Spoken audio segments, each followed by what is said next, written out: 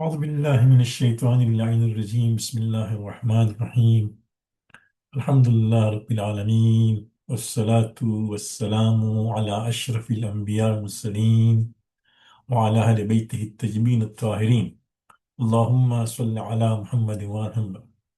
Assalamu alaikum jami'an wa rahmatullahi wa barakatuh, and thank you for joining us for this session on Quranic, Arabic and knowledge. And I was impressed to see that many of us logged on time. That's good, because if you start on time, try to finish on time. Inshallah, I'll also try my level best to open the room at least a few minutes before that, so you can join in, inshallah. I hope all of you received my email regarding what is the agenda today, what we are going to cover, as well as also the names of all the registrants who have participated, all those who registered for this course. The idea is that you try to pair with somebody, so you can do mubahasa, that means discussion about the class, as well as also share your homework with him or her, so then that person can mark for you. Inshallah, of course, we will together also look at the homework in the next session also. So today we are going to start with Suratul Falaq. You excuse me, I have some cough. I'm nursing now, but inshallah. أعوذ بالله من الشيطان الرجيم بسم الله الرحمن الرحيم قل أعوذ برب الفلق من شر ما خلق ومن شر غاسق إذا وقب ومن شر النفاثات في العقد ومن شر حاسد إذا حسد آمنا بالله صدق الله العلي العظيم. Before we come to the brief tafsir of this surah, as we said, that is Quranic, Arabic, and also some knowledge. So we'll also touch some of the tajweed rules, because it is important that we recite these surahs correctly, especially when we do so in namaz. Okay. So this surah is one of the surahs which has all the 5 verses ending with one of the letters of kalkala. Now, what is kalkala? Kalkala is a slight echoing or bouncing of sound applied to 5 specific Arabic letters: kaf, ta, ba, jim, and dal, when there is sukoon at the end of the verse. So, of course, in this case, of course, there is no sukoon at the end of the verse, but because we pause, we always pause with sukoon, right? Of course, as you can see here, there is kasra at the end of the first verse, there is fatha at the second verse, there is again fatha at the end of third verse, there is kasra at the end of the fourth verse, and there is fatha at the end of the fifth verse. But all this, because it is at the end of the verse, we always pause with sakin. So we say, Bismillah ar-Rahman ar-Rahim, Qul a'udhu rabbil falaq, min sharri ma khalaq, min sharri ghasikin iza waqab, wa min sharri naffasati fil uqad, wa min sharri hasidin iza hasad. So these letters, these 5 letters of Qalqala, it is important that they are pronounced when you pause in such a way that a person can easily know that you said that particular letter. It should not be so quite hidden that people don't realize it. Especially when you are reading the prayers, people can see that kaf has been pronounced, or ba has been pronounced, or dal has been pronounced. Right? So all these letters are there. It is important. This is known as qalqala, okay? And especially with kaf. In fact, it has its own effect. It's so powerful. Those who understand Arabic and you see the power of this language. As you can see that we have so many examples in history that people were just fascinated and were surprised at the power of this some of the what ayat of Quran when they listen to it. So one of that thing comes on by following the rules. So this, you can see, it is kasra, fatha, kasra, but even then we are going to pause with sukoon, and we have to make sure that this is pronounced. If we have time before we end today, I will make you listen to online. Some of the reciters, you'll see throughout, across the board, all of them make sure that this is pronounced. So this is kalkala. Kalkala again is slight echoing or bouncing sound applied to 5 specific Arabic letters: Kaf, Ta, Ba, Jim, and Dal. In this case, we have got Kaf and Dal, right? This is it's Bismillah ar-Rahman, Qul a'udhu rabbil falaq, min sharri ma khalaq, wa min sharri ghasiqin idha waqab. There is Ba also. Min sharri naffasati fil uqad, wa min sharri hasidin idha hasad. So keep that in mind when it comes to what tajweed rules. The second thing, people sometimes don't appreciate what differentiate between Hamza, Alif, and Ain, right? Kul a'udhu bi. So this is and this is Ain. Sometimes they pronounce in such a way that they would not differentiate between Ain and A. So kul a'udhu bi rabbil nas. Kul a'udhu bil falaq, right? A'udhu bi. So a'udhu bi, this Ain should be pronounced very clearly. A'udhu bi rabbil falaq. Right? So that is another point as far as tajweed is concerned, that the ayn should be pronounced very clearly compared to hamza or alif. Okay, this is hamza. Kul a'udhu bi rabbil falaq. Somebody can really differentiate that. No, first was the second was a. A'udhu bi rabbil falaq. So that should be careful, especially because what happens, they are next to each other. So in the process of that, this is sometimes forgotten. People just say Audhu. No, they don't take that extra effort to pronounce Ain correctly, because before that there was A. So make sure that Kul A'udhu bi Rabbil Falaq. Okay, that should be really pronounced. And the third tajweedi points here is, you can see that there is 3 shadda in line. Sharrin Nafasati. Sharrin Nafasati. So Ra, Noon, and Fa, all of them have shadda. Okay, so it should be pronounced very clear. من شر النفاثات في العقد. من شر النفاثات في العقد. So these 3 points, I thought, when it comes to tajweed, we should make point that we don't overlook them. Any questions regarding this particular slide or this tajweed rules? Anybody has any questions? Okay, I'm sure that you know, because you are all madrasa students, so you would cover this thing. But especially when we went to the Hawza, the first thing we were taught after the language was tajweed. Tajweed was so important. We were told that if you do not have tajweed correctly, you can't lead the prayers.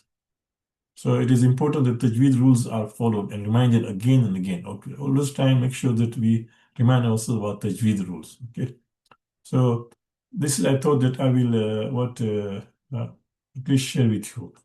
Coming now to the tafsir of this surah. Again, it's a very brief tafsir, because we want to come to the Quranic Arabic as the main thing.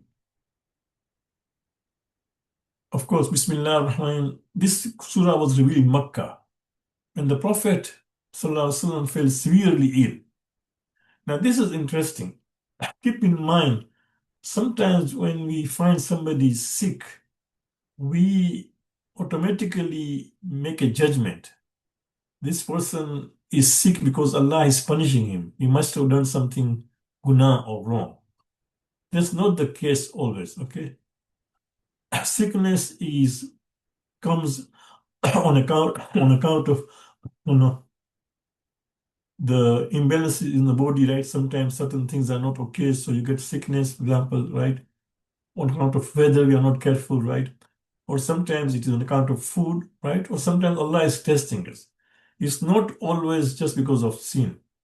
So you should be very careful, especially because sometimes if you have an opponent or somebody you disagree with him and that person gets sick, Shaitan will make you think that no, Allah is punishing him because he did wrong to you. That's not the case, right?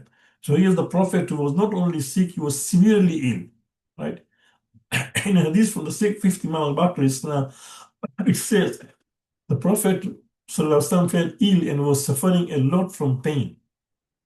At that time, Jibreel and Mikael came to him and sat at his head and feet respectively. So Jibreel was near the head and Mikael was near the feet. Jibreel sought refuge in Allah by reciting Al-Falaq, and Mikael did the same by reciting An-Nas. An-Nas we will cover inshallah next class. No? So 2 of them recited this surah. So this also tells us that even when you visit a sick person, or if you are feeling sick, recite these surahs. Okay? because you can see Jibreel came and recited this surah for the Prophet, and also Mikael came and recited An-Nas for him. Prophet ﷺ said, whoever recites Al-Falaq when he goes to sleep will have a great reward. It is a safeguard from every evil and effective protection against every evil eye. Some people believe in evil eye protection, and this is something which is very important, especially if you have a child, right? When you have a child at night, when the child goes to sleep, make sure that you recite these four kuls. And as the child is growing, when you recite yourself, a time would come that the child would be able to recite himself or herself. So make them this habit that before they go to sleep, they recite this kul, right? So you can see Prophet clearly says regarding Al-Falaq that it is a protection against every evil eye. Kul is a command directed to the Prophet but applies to all Muslims thereafter. In one of the classes earlier, we had said, right, that how many surah begins with kul? Yes, 5. Okay, 5. Beside these 4 kul, which are the surah? Surah Jinn. Jinn, Asand, yeah. So these 4 kul and jinn, right? But keep in mind that the word kul appears in Quran many times. Anybody knows how many times? Almost 332 times, no, 300 times kul appears. And this shows how much Rasulullah was so honest. Because every kul shows that Prophet Allah is talking to Rasulullah. So imagine that Rasulullah was honest that every time he's being told and he then passes over the message exactly. He does not change it. This shows that Allah is the author of the book and Rasulullah is the receiver. Remember in one of my classes I had shared with you that when I came to Toronto in 2008, a friend of mine told me that there is a course being given at Emmanuel College. I should go there. And the person who is giving course is an authority on the Quran. So at that time I was new and I wanted to know the city and people, everything. So I had time. So I said, let me enroll, let me register for this course on Quran. I got registered, and the person who was giving this course was authority. He's still there in U of T is teaching, right? So as I was there, one day, as he was discussing, he said Quran was revealed by Muhammad. So initially, when I heard that thing, I thought maybe it was a slip of tongue. He just might have made a mistake. Again, as he was discussing, again, second time he said Quran was revealed by Muhammad. So then I raised my hand. I said that, did you mean revealed by Muhammad, revealed to Muhammad? And his answer was, there's no difference. What difference does it make? And you and I know there's a huge difference. Revealed by Muhammad, revealed to Muhammad, right? So you can imagine that these people still have this kind of problem, that there is a school of thought within the university professors that they believe that Muhammad is the author of the Quran. But here is not over 300 times you can see the word kul comes every time Allah is talking to Rasulullah. So Rasulullah is the receiver, right? It's not that, for example, that he is the author. So keep this in mind. Unfortunately, we see these things happening even in this day and age. So that is kul, right? Seeking protection from Allah is the best refuge and shows our helplessness, right? We always seek refuge. Keep in mind, for example, if it is raining, right? If it is raining, then you will find that no, we will seek refuge under umbrella, right, or any shade. We'll just run under a shade. So that is seeking refuge. In our life, we often seek refuge in so many things. But of all the people we seek refuge, a child, for example, seek refuge to the parent, something happens when the child is afraid, right? But the best one to take refuge into is Allah subhanahu wa ta'ala. He's the best protector. So every time keep in mind, anything happens, immediately turn yourself to Allah. Seek refuge in Allah subhanahu wa ta'ala. Allah, you are the best protector, and you are the best protector. That is the best refuge we can take, and this surah teaches us. We notice daybreak every day. because this is al-falak. Now, if you see the translation earlier, I seek protection of the Lord of the daybreak, right? So falak means daybreak. So we see, in fact, daybreak every day, right?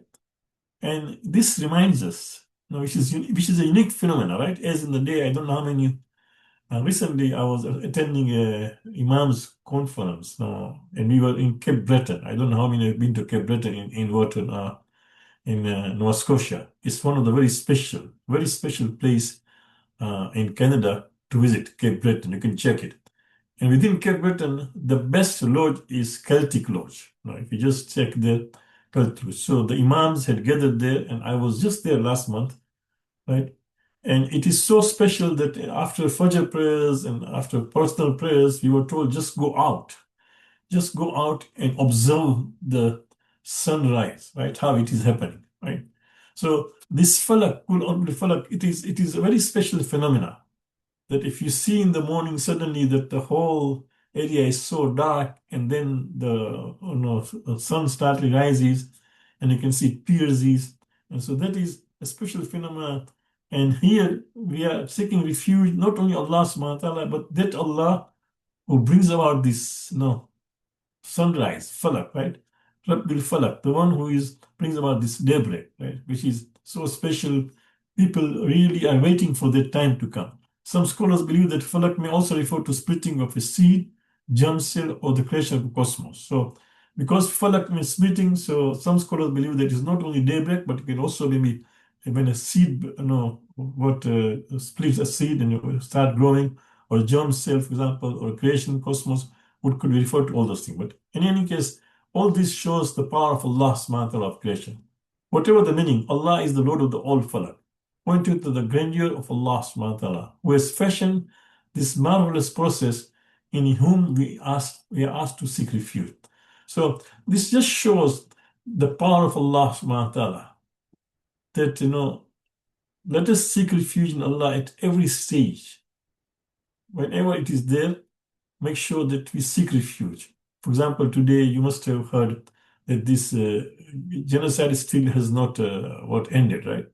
Just because they claim, Israeli claim that a soldier was attacked, so they killed 25 people, And so they are finding every excuse, although there is, and so immediately, of course, we are disturbed, but keep in mind that we seek refuge in Allah subhanahu wa ta'ala and make a point that we continuously pray for this oppressed people. It is not only there. Even in Lebanon, this happens all the time. They've been just breaking the ceasefire, attacking because the Shias have become helpless there. Nobody says anything. So this is happening, right? So keep in mind that besides we should pray, seek refuge in Allah subhanahu wa ta'ala, and inshallah one day somebody's dua will be answered. No. But in the meantime, of course, whatever else we can do it. Before I go to the next slide, I just want to show or to tell you one thing that I'll try my level best to use the long vowel. Okay, so Jibrail, do you see Jibrail? This is long vowel. Jibrail, that is kasra with ya sakin. Mikail, this is the long vowel. Okay? So I'll try to indicate the long vowel by putting these asterisk marks. Okay, this is the only thing I'm going to use. Otherwise, we'll just try about translation will be normal. But just for the long vowels, A, U, and I, we'll be using it. So keep that in mind, because we should it correctly. So this is as far as the surah is concerned. Any questions before we go to the Arabic part? Assalamu alaikum. I have a question. Bismillah. So I'm just like always wonder like how this like works, like the evil eye. And then is there as a punishment like because of your like if you harm somebody, there's a punishment for it? Like Okay, evil eye is a reality. Evil eye is what? That some people are mean in life. They cannot see you succeeding. They cannot see your success, your beauty, your health, wealth, your ability, whatever you are doing. Some people do not have those things, and then have an evil intention. So it can be effective because it is, maybe some kind of energy is there, or how it works. I don't know honestly the science of it, but it definitely has effect, right?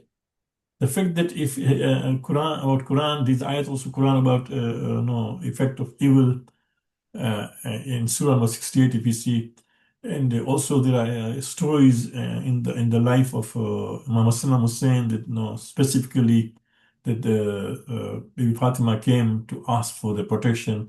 So yes, it can have effect. So what we have to do, of course, is that we should not be preoccupied with that. We will just recite the surahs. That's all. It's not that, for example, that if somebody has an evil intention against me, I should lose my sleep and start everything. No, just that. No, of course, if he has or she has any bad intention, I'll just pray to Allah Subhanahu wa Taala and recite these surahs. But yes, evil eye is there. It's not necessary that Allah is punishing you. No, Allah will not punish you through evil eye, not at all. But it is No, no, human being. Oh, no. My yes. my question is like if because of you somebody is harmed, because of you were like have a bad intention and somebody get like suppose like you didn't say like you saw somebody and then you had a bad intention and then the Allah will punish you that you had the bad intention for them. Is the question the person who does evil will be punished or the person who is being envied? Yeah, yeah, like suppose like just because of me I didn't I didn't like just because of me somebody had the evil eye Mm. like Yeah, it happened because see, keep in mind, let's say, for example, just now you can see, right? Israel has all the power, so it's just killing people. So because Allah has left this thing free, so if somebody has a bad intention against someone, he can harm that person. You know, that ability of harm is there. The one who is harming, of course, will punish. Allah is going to punish because it's a bad act, right? We are supposed to always, the moment you find a believer succeeding, doing well, we are supposed to first of all pray to Allah that, oh Allah, increase his success, keep whatever he or she has, but also give me. You know, when we say no, he should not have it, I should have it, that is hasad, right? That is wrong. But we should tell them, say to Allah that no, this person successful, mashallah, is good. Oh Allah, make him or her succeed, and also I should get it. So what is hasad is an envy, for example, and that's why there's a beautiful dua whereby Imam Ali Islam says, Alhamdulillah, الذي جعلني من المحسودين ليس من الحاسدين, right? Imam has said that no, I thank Allah subhanahu wa ta'ala that I'm the one who is envied against, not the one who envies. Because Imam Ali was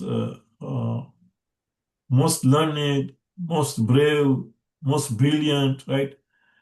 Most helpful to the Prophet. So people used to envy that, right? People used to envy that.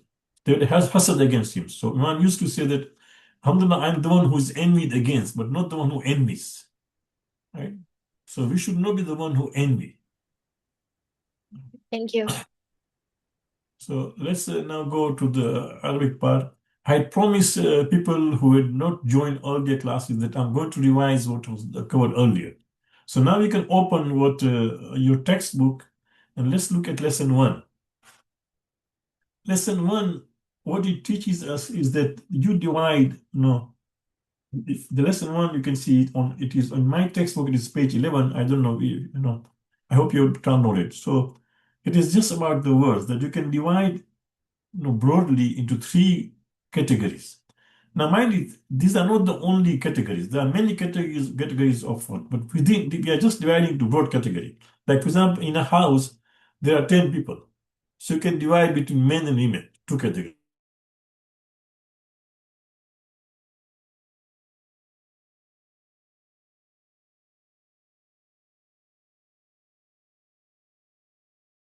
Really, it is just that we divide an Arabic words, either it is a noun, ism, plural is asma, verb, fi'l, or plural is af'al, or harf, and plural is huruf. So these are, ism is noun, asma is nouns, verb is fi'l, verb is af'al, particle is harf, Particle is huruf, okay? So this is singular and plural. So this is what the first lesson is talking about. That either there is a noun, fi'l, or harf. Now, why do you bother about this? This is the question sometimes people ask. Why should we bother about this thing? No, these are just words of Arabic. We'll just have been reciting all this life. We've been reciting Quran. We have never bothered about whether it's a verb or noun. Of course, if you are learning a language, then you need to know because the rules apply differently to nouns, different to verbs, different to particles. Let me give you an example in English, right? Take, for example, English. Here is in English, if you just want to put a S to a noun, pen becomes pens, right? Book becomes books, right? So just by adding, by suffixing, by adding at the end S, pen becomes pen. Now this applies to noun. But if you apply the same S to a verb, it changes. It's exactly opposite. No, you can say the three of them, will come, right? But when you say one of them, he comes. So on the contrary, when you put S to a verb, it indicates singular. If you remove S, it indicates plural, right? So that is what you can see the different rules, right? They smile, right? But he smiles, right? She smiles, singular. They come, but he comes. Do you see? So when it is a verb, the rule changes. That S, which is plural in noun, S becomes singular in a verb. Do you see this thing? And the similar in Arabic also. When it comes to applying grammatical rules, there are different rules for nouns, different rules for verbs, different rules for particles. And that is why before we can apply those rules, we have to identify whether is this a noun, is this a fa'il, or is this a harf. Once you realize that it is what harf, then the rule different. So for example, particles in English, we've got under, right? Over, from. These are all particles. You can't say unders, right? You don't put you can't say overs. You can't say froms because these are particles. Yes, sometimes those who know cricket, there is overs. We have 20 overs remaining because that overs remaining is not an over which is over a book. It is a noun. Okay. So sometimes the word can be a noun and also can be a particle or can be a verb, right? It's a different thing. But this over, under, and from, these are particles. This will not have plural. Do you see? So in the same way that it is important that we are first able to identify. Once you look at an Arabic sentence, Arabic word, identify, is this a noun? Is this a particle? Is this a verb? Right? Once you know, then accordingly you apply the rules. It is very important, and that's why this is the first lesson about that. Now, those who already know that, for example, when it comes to noun, noun is only the noun which takes tanween. So when you find any word has tanween, for example, kitabun, Muhammadun, qiyamun, automatically this must be a noun because fail verb does not take tanween, nor does a harf take a tanween. Okay, so two things: one is tanween, another is al, which is definite. For example, al kitabu, al hasanu, al husainu, al kalamu, right? So either if you find there is a definite article al or tanween, you should know that this must be a noun because verbs and harf not take. So this is lesson one. Any questions, any clarification you would like to ask about lesson one? Yes. Sorry, can you tell the book name again? The name Book of the name, book, the one which we need to download. Quranic language made easy. In the email which I sent, I also sent the link. Okay, thank you. Unit 1, I told you that download Unit 1 of the book, right? Our textbook is, we are going to use the same textbook. Here is the textbook we are going to use, okay? But I just didn't want you to bother about buying it, but if you want to do it, just fine. So this is the textbook. Do you see? Quranic language made easy. Okay, this is the textbook, but there are 3 units in this book. The first unit, the entire first unit is there on our website. You can just download it. This is So you of don't need to Hafiza buy it. Ifat Hassan? Yes. Okay, yeah, thank Yeah. you. Yeah. Sorry for this. Okay. So this is the textbook we'll be using throughout. And deliberately, so up to 26 lessons, unit 1. So by that time, you will know that would you like to continue this course or not, okay? Instead of buying it immediately. Any other question? So that is lesson 1, okay, which was a revision. Now we go to lesson 2, okay? Somebody else has a chat, any question? Yeah, here it is. Thank you, Aliza, for putting that link. Here's the link Aliza has put there in the chat. You can see, you can download the book, Mehdi Bhai. Okay.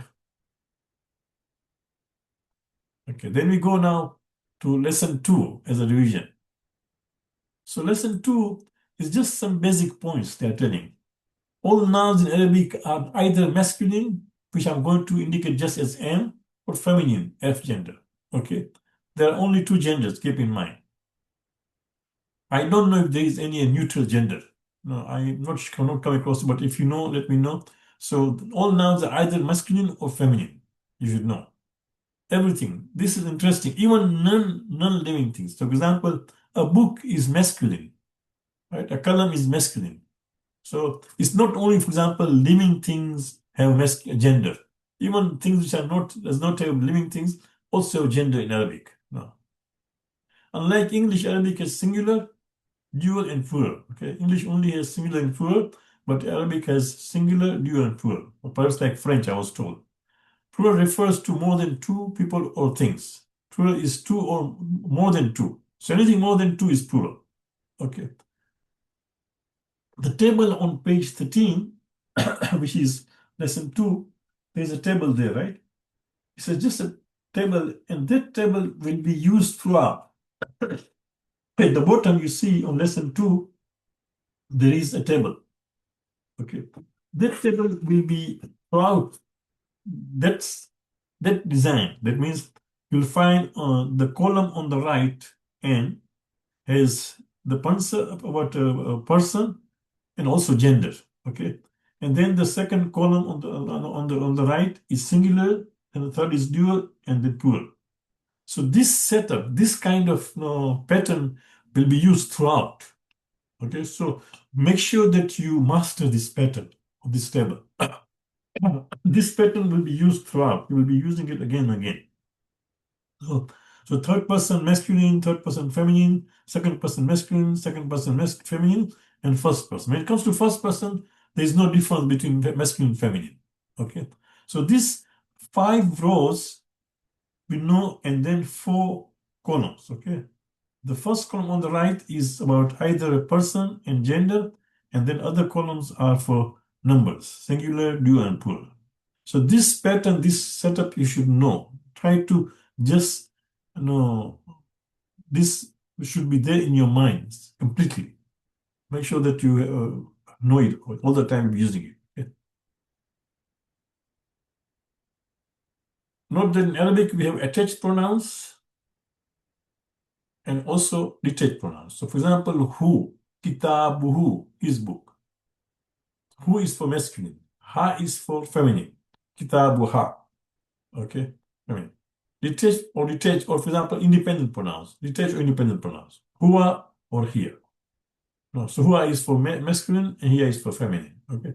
So in Arabic, we have got pronouns, but it can be sometimes attached, sometimes it can be independent. Knowing the Arabic equivalents of grammatical terms is not a must, but learning them can be of great use in future. So for example, when it comes to lesson 3, we are going to come to pronouns. The pronoun is known as damir. Damir. We also use this damir, for example, in Urdu and in Arabic. In Urdu, this is zamir, but it's actually it's damir, right? Damir means conscious also. But in this case, for grammatical, damir means what means pronoun. Keep in mind that some words in Arabic have more than one meaning. So grammatical, for example, when we said ism means noun and asma means nouns. That is in grammatically. In the language, ism means name. Bismillah, in the name of Allah. Asma al-Husna, the name, the beautiful names of Allah, right? Asma, you can see. So in the same harf. Harf means letter, huruf means letters.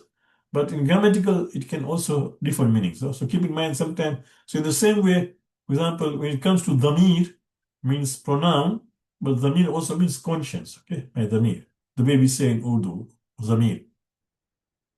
So for the Arabic grammatical terms, if you don't know the Arabic words, that's fine. You can still continue the course, but if you know it, it will help you. For your information, when I went to study in Iran, the Arabic, I was taught by an Arabic teacher in Arabic, not even in English. So everything was in Arabic.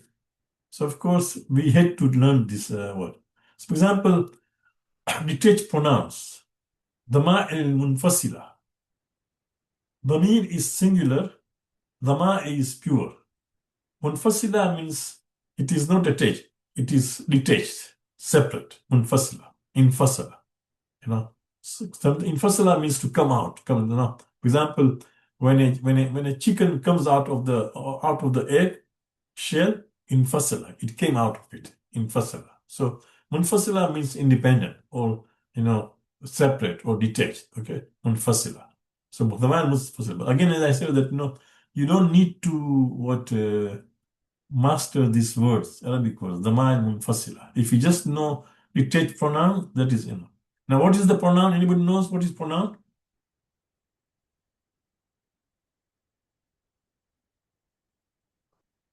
It stands in place of a noun. Ahsant, yeah. Pronoun is something which is in the place of a noun. Imam Ali is the first Imam. He was brave. So you see now, he here is the name of Ali, right?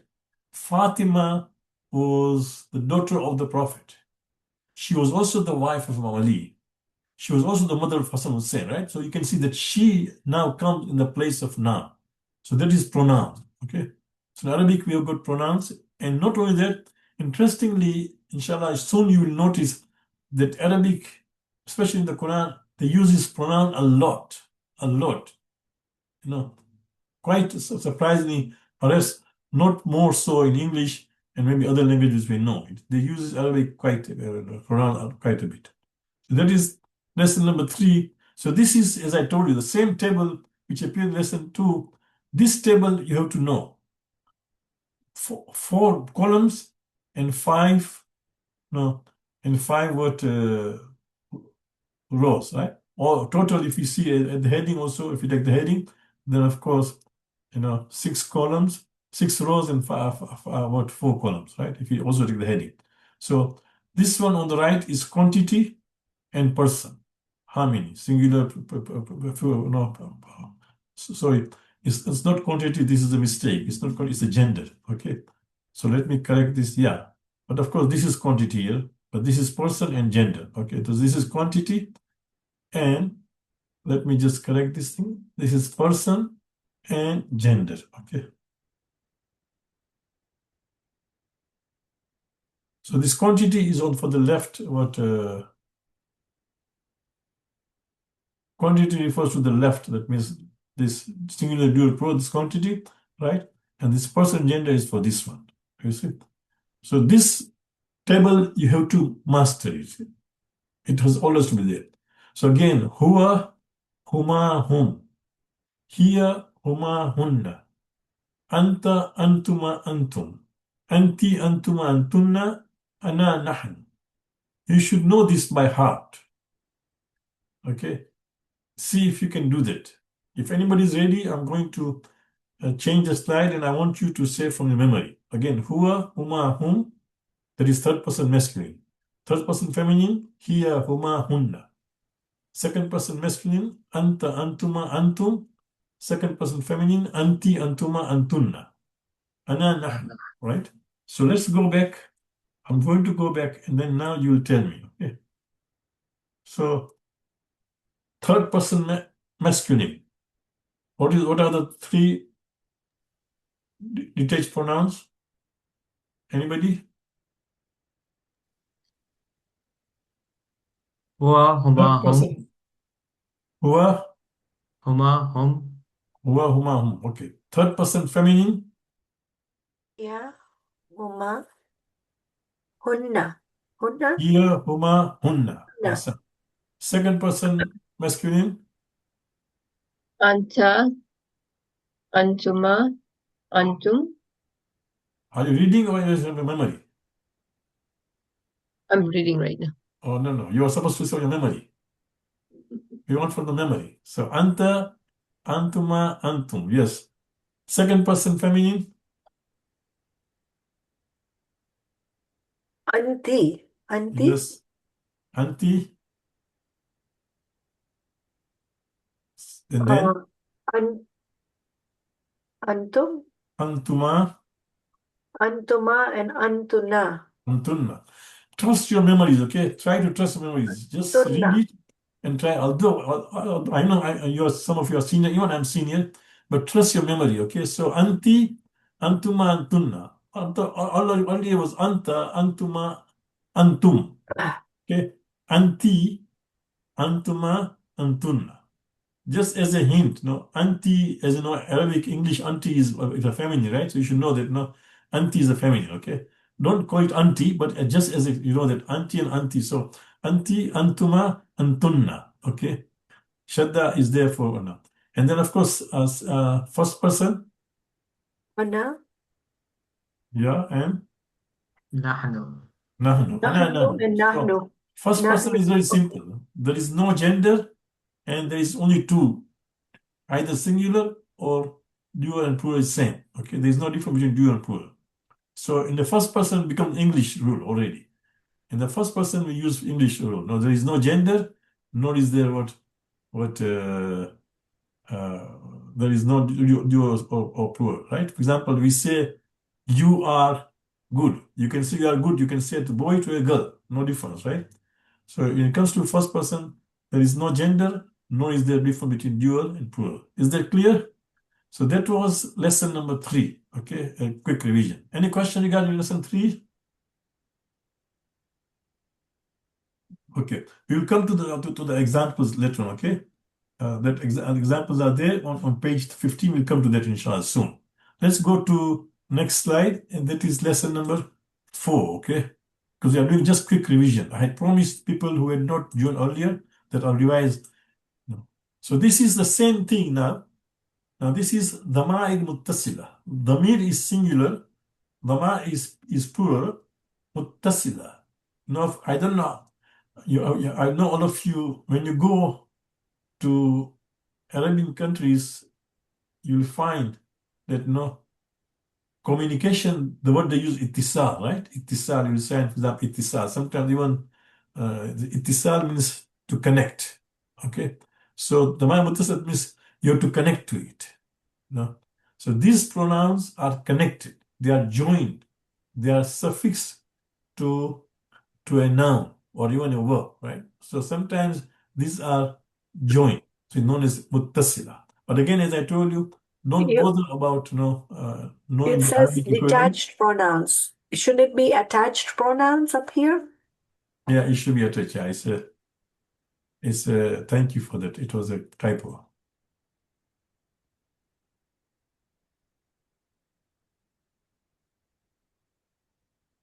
That's correct. Yeah,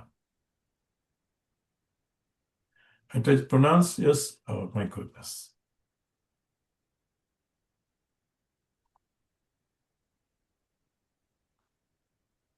So this is who, huma, whom.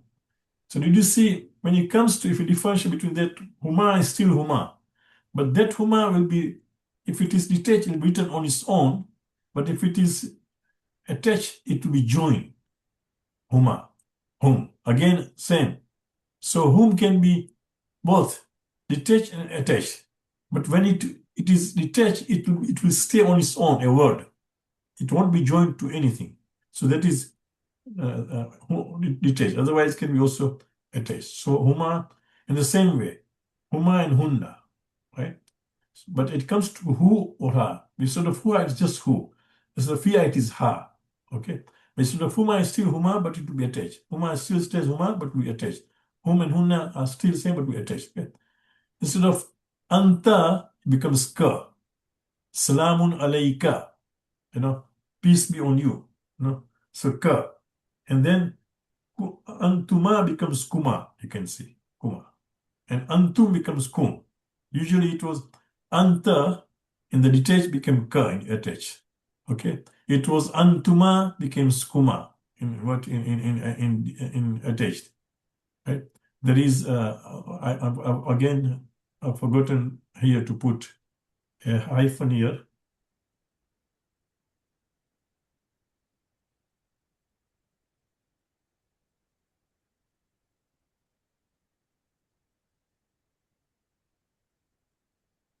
Yeah, because what has happened?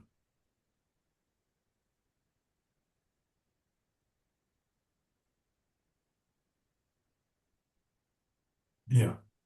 Alhamdulillah.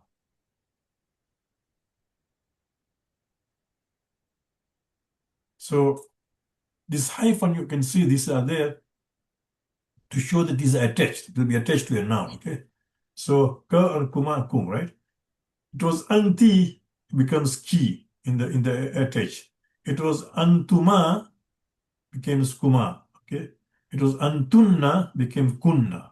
Okay. And then it was ana, it was just ya. Kitabi. Now this ni is attached to a verb. We'll come to it. Ya is attached to a noun, but ni is to ni. For example, kitabi means my book. Katabani means he wrote to me. See? So kitab is a noun. Okay, but kataba is a verb. Okay, so kitab is a noun. Say kitabi, my book. Kataba is a verb. So when you add this thing, you say katabani, he has written me. Darsun, dars is a lesson. So darsi, my lesson. No? But darasa is to teach. So darasani, he taught me. Okay. So this is the only difference when it comes to what first person verb. Otherwise, even the same thing will add it to be noun or verbs. All these things you'll see inshallah. And na is sort of na, kitabuna, our book. Kitabuna. So this is detached and attached. Okay. And then of course the next slide, what I have done, and this is alhamdulillah, I take credit for that. I thank Allah subhanahu wa ta'ala. I have not seen anywhere this kind of table in any books anywhere. What we have done is that we have combined both the attached and detached pronouns. Okay, we have combined within a table.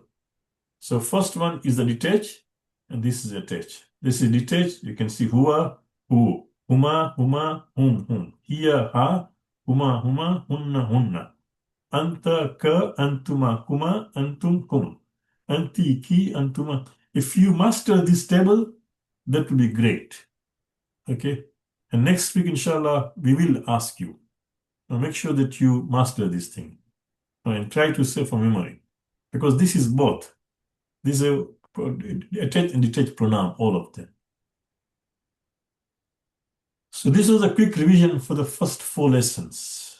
Before we come to the lesson of today, which is lesson number 9. Any questions in this?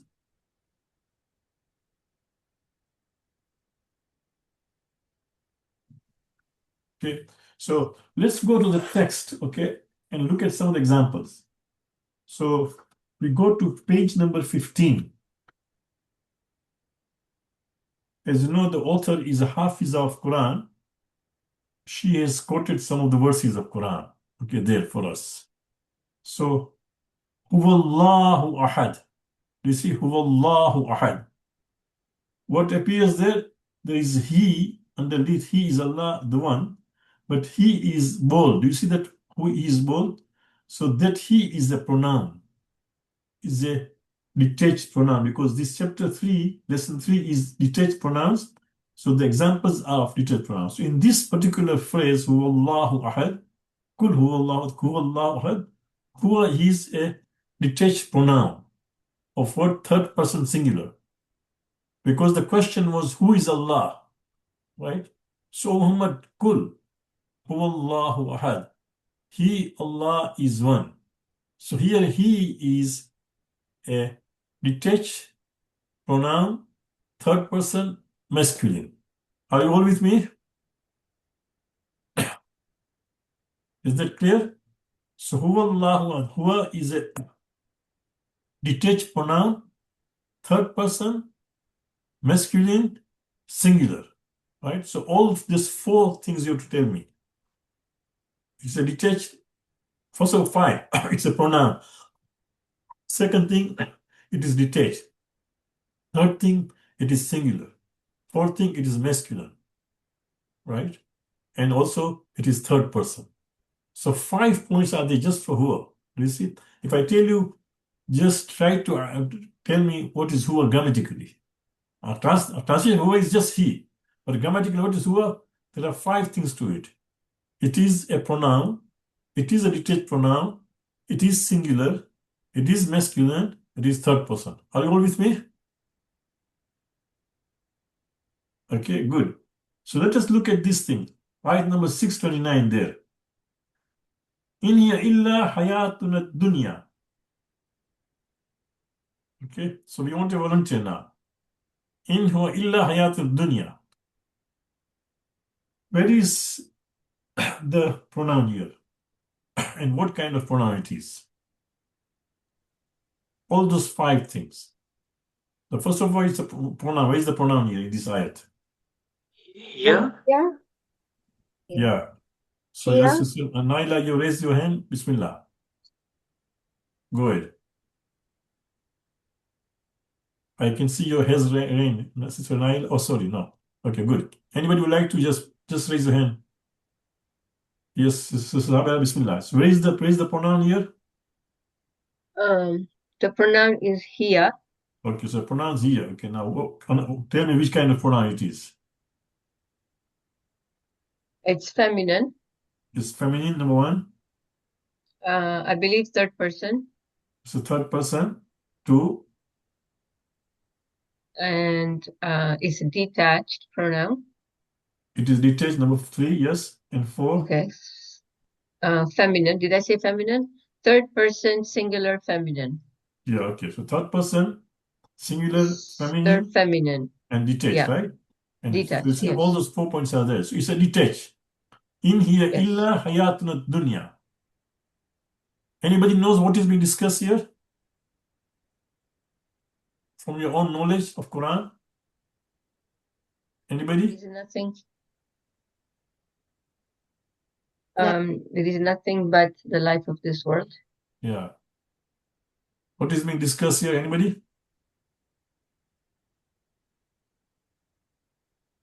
All of you recite Quran, knowledge of Quran. This is the belief of the disbelievers, right? The Quraysh. They used to say to the Prophet, what is real matter is this life. No. In hiya illa hayat dunya. There is nothing after death, because one of the biggest belief of Islam is there is life after death, right? So not only Quraysh, even today, many people say. And that's why you can see people just want to enjoy their life here, because they don't believe in the hereafter. So let us do everything here, enjoy it. Have everything here. So in here, illa hayatuna dunya. They say, it is not but our worldly life. That's one point. Another point, did you see this thing? Here, Sister Sabera said is a feminine, right? Feminine. Yeah. But the translation is what? The What is the translation says translation? it. It, yeah. Doesn't say she. Remember I told you that in Arabic, even the thing which does not have life also has a gender. So here it refers to hayat, the life. Not life as a living thing, life as a noun. Okay. So this life is, it is just it is just this life only, this world. So it is not but just worldly life. So it here is translated as it. So sometimes here can be translated as it, sometimes it can be translated as she. Sometimes huwa can be translated as he, sometimes it can be translated as it. Keep in mind. Why? Because even non-living things have gender. So they will use the gender in Arabic huwa or here, but the translation in English will be it, not he or she. Are you with me? Okay, so it is not but it is one world of life. It is not but world of worldly life. This illa hayat dunya. Okay. One more. the last one. Antuma maytabukuma al-ghalibun. You and those who follow you shall triumph. Antuma waman ittabakuma ghalibun. Right? So tell me, where is the pronoun here and what kind of pronoun it is? Anybody else? I want everybody to try, please. Yes, Mediba, you raised first hand. Okay, Bismillah. This antuma Yes, that is a pronoun. Okay. is a pronoun and it's plural because of two. So no, this is a dual Dual. and it is detached. Yeah, Antuma. it is detached. Yeah. And the two and those who follow shall triumph. It's masculine. How do you know it's masculine? Because you can see in And our table, yeah, Antuma is also used for for feminine and feminine, right? So yeah, how do we know it's masculine here? Anybody? you and those who follow shall triumph. So If through we the go, translation, let's go back to our table, right? yeah, See here, dual, second person, Antuma, right? Masculine Antuma, feminine Antuma, right? yeah. So how do we know this is masculine and not feminine? You are right, actually it's masculine. Your answer is correct, but how do we know? It's just the context, okay? We don't know. The By the context is, translation, yeah, because, and I will come to the question. So it is detached, it is dual, it is masculine, and then one more. And one more point. Which person? detached. This is the second person. Second person, okay. Now, yes, Sister Alia, your question? Sorry, I was just trying to answer how we can conclude this as male and not female. Yeah, Um, okay. Okay, give me the answer. What is the answer? so if we go to the next next pronoun that is here, kuma, it says okay, yeah, I think I got confused. That also has kuma is both there. Yeah. So it is, because the context of this story, anybody knows the story of this?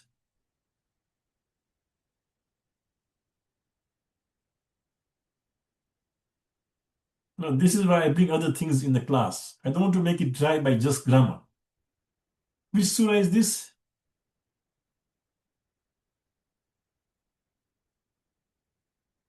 From your memory, my dear. Don't check the Quran. Which is 28? Which surah is this? Qasas, you are Quranic students too. Okay, I'm going to always ask questions to you about Quran. I want you to really have passion about Quran. It is Surah Qasas. And what does it talk about, Surah Qasas? Which story? Which is the The dominant story? prophets. Musa, right? I mean, Musa. Yeah. It's So about this is Musa and his brother, Nabi Musa exactly. and So his brother. Antuma وَمَنْ تَبَكُمَا. O Musa, you and whoever follows you will be ghalibun. You will be triumphant. That means Musa was afraid to go to Firaun. Right? So Allah is assuring that, O Musa, you and your brother, the two of you, and those who follow you, you are eventually going to get triumph. You will triumph. Okay? So this is in the context of this, we know it's feminine, masculine. Otherwise, of course, it's difficult to know because Antuma and Kuma, both of them can be masculine or feminine. Ghalibun. Okay? So, of course, that was. So, this is it that I want you to, already this answer, but now when you look at the Quran, every time you open the Quran, I want you to look at this kind of eye. That now when you come to a dhamir, anytime you come to a dhamir in Quran, stop there and see if you can apply what you have learned. Is it detached? It is detached or attached pronoun, number one. Is it third person, second person, first person, right? Is it masculine, feminine? And then of course, you decide about this thing. And of course, once you know that second person, third person, masculine, that you've done all those four things. There are five things. Is it attached or detached? Is it masculine or feminine, right? Is it third person, second person, first person, right? All those things. Try to see that if you can just try to identify those things. Then we go to page number 16, right? So I wanted to volunteer. Ana rabbukumul a'la. Anybody? Where is the pronoun here? And what kind of pronoun is that? I, Ana. This is Isaiah. Okay, Bismillah. Yeah. I, Ana. It's first person, singular. Yes. Third It's person singular. singular, and it is definitely, this one is attached. Is detached, right? This is detached, sorry. Yes. Yeah. And it's first person singular. And it says, no.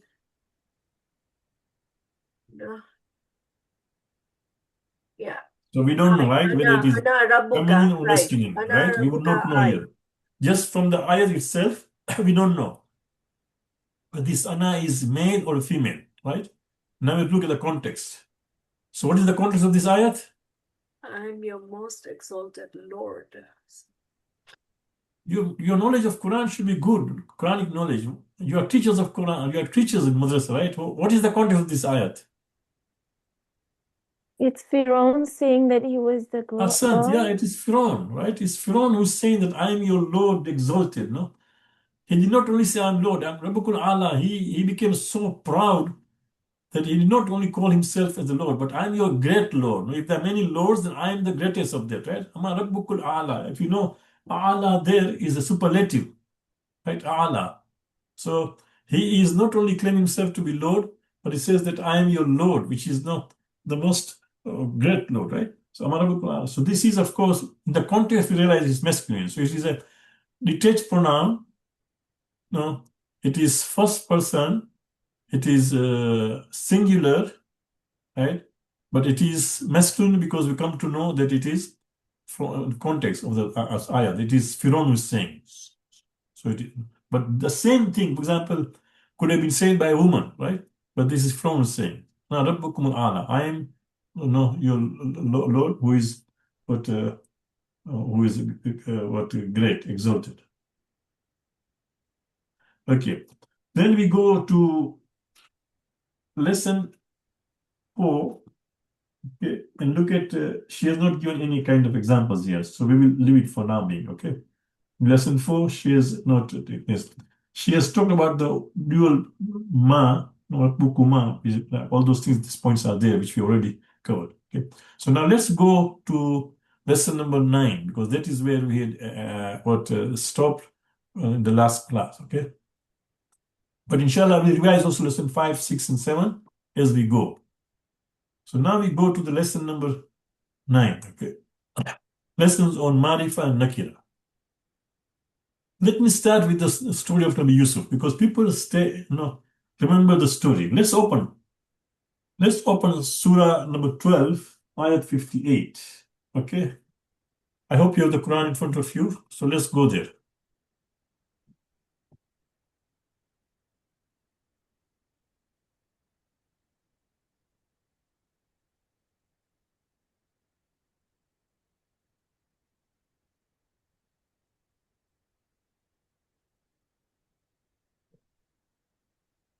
Are you there, all of you? Did you find the ayat? All of you? Yes. Okay. أعوذ بالله من الشيطان الرجيم بسم الله الرحمن الرحيم وجاء إخوة يوسف فدخلوا عليه فعرفهم وهم له منكرون. You know the story from Yusuf, right? A time came that Yusuf had already become now the prime minister, the leader of Egypt, right? And there was famine. People used to go to him, right, for all the kind of food. So amongst the people who came to take the food were his own brothers. But the brothers never even expected. No, they thought that Yusuf is dead. They put him in a well, right? So you can see how Allah makes things happen. Subhanallah. They did not even dream. So brothers came all the way to the person who was responsible for all this storing of things, food. That was Yusuf. So they say, "Wajaa ukhwatu Yusuf." After some years, the brothers of Yusuf came. فَدَخَلُوا عَلَيْهِ and entered into his presence. That means فَدَخَلُوا عَلَيْهِ, that means they came in his presence. فَعَرَفَهُمْ وَهُمْ لَهُ مُنْكِرُونَ. He recognized his brothers immediately because they were his brothers. Although after all these years, but he recognized Yusuf, right? But they did not recognize him. Why they did not recognize him? Although they were elder to him. Why do you think they did not recognize him? They were not even expecting They were not that expecting he because would they be in thought he's that dead, right? position. And number two, Different clothing, maybe. he's in his position, big position. Even for example, if they did not die, maybe we'll see, but they never expected that he's actually on this position, that he's responsible for all the store, right? So they did not. But the word here in this ayat, فَعَرَفَهُمْ وَهُمْ مُنْكَرُونَ. So arafa, that means he recognized him. So arafa means to know. Okay, marifat, right? The word marifat comes this word arafa. Nakara means to not know. So munkirun. So he, as this says, no, he recognized them, right? He recognized them, but they did not recognize them. So to recognize or to know is marifat, right? Arafa. And nakara is no, not to know. So I'm just starting with the story so that you never forget this thing again, right? When you come to this lesson. So now if you come to this lesson, which is marifa and nakira, right? So there are nouns which are marifa, there are nouns which are nakira. So for example, we say Muhammad, so it's the name of the person. We know it's somebody's name, somebody know Muhammad, right? We say Al-Kitab, it is a book, but a specific book, it is the book, right? But when you say, no, for example, Baladun, Balad means a city. Which city you are talking about? Can be any city. So it is unknown. No? Or for example, we say a book, a pen. Which pen you are talking about? Which book you are talking about? So it is not known. So when the nouns are proper nouns, the noun is marifa, known. No. And those which are not known are nakira. We don't know until they become marifa. So a book, a pen, a city, a country, it can be any country. So it's nakira, unknown, right? So the brothers were unknown. Yusuf was unknown to them. He was just like any person other than leader, but they were unknown. They didn't realize munkarun, right? But he realized immediately that these are my brothers. No, so marifa is known, no, and nakira is unknown. Okay, so in Arabic, when it comes to nouns, it can either be marifa or nakira, known, which are proper nouns. Now Muhammad, or as the noun being referred is known. No? Proper nouns are names given to a certain person or place. For example, Ibrahim, Makkah, right? The moment Makkah comes, we know that it is a city in Saudi Arabia where Prophet Ibrahim, what Prophet Muhammad was born, right? So Ibrahim, Makkah. Ibrahim, in many cases, when it comes, of course, we are talking about Prophet Ibrahim. No? Proper noun Ibrahim here does not carry tanween, as was the case with word Muhammad. Now, this is also interesting. You can see also in our book, if you go to lesson number 9, right, which is page number 30 in our book. If you go to page number 30 in our book, right, you can see Musa, Ibrahimu, Maryamu, Muhammadun, Ahmadu, Makkatun. So a proper noun, although it is proper noun, sometimes it can have tanween, sometimes it won't have tanween. Now, why is this difference? There is no pattern. But in my own reading, I have come across this particular reason. I hope it is correct. They say that those proper noun, which are originally Arabic, will have tanween. But those proper names or nouns which are not originally Arabic, for example, Ibrahim, Maryam, right? These were the people who were living Musa. These were living long before Arabia, right? In different parts of the world. Arabic was not being taught. So these names are not what Arabic names. They are then Quran, but they are not Arabic names, okay? So it could be the reason, but we don't know. But just the point here is a proper noun can sometimes have tanween, sometimes does not have tanween. There is no special pattern. You can see Musa, Ibrahimu, Maryamu, Muhammadun, Ahmadu, Makkatun, right? So some has tanween, some does not have tanween, some has, for example, Dumma, some has for Alif Maksura, Musa, Isa, right? So there's no specified rules that how the noun will be, okay? Now, Nakira as known is, I give you the example of 1258. In the same way, if you get time, look at the Quran, look at these verses, right? Where in these verses 1562, 1250, 2369, 5125, all these have also discussion about unknown. Okay, so look at them, inshallah. We will continue. It is already 8:13, 8:14. If you have any question, no. So common nouns are names given to living and non-living things, being all of them with these are there's a table on page 30. You can see, right? Musa and all these are there.